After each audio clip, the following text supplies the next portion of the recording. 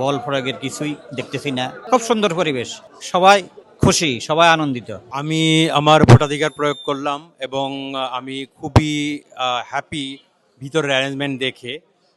দীর্ঘ ১৭ বছর পরে আমরা ভোট দিলাম।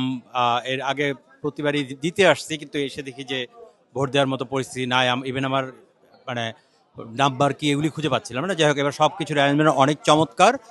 যেই জিতুক তাকে অভিনন্দন। আমরা জনগণই ঠিক করব এই দেশকে চালাবে। দীর্ঘদিন পর ভোট দিয়েছি, আনন্দমুখর পরিবেশে লোকজন ভোট দিচ্ছে, কোনো ঝামেলা নেই, সুন্দর নিরিবিলি শান্ত পরিবেশে লোকজন ভোট দিচ্ছে। এখানে বল প্রয়োগের কিছুই দেখতেছি না, সবাই সংযত আচরণ করতেছে।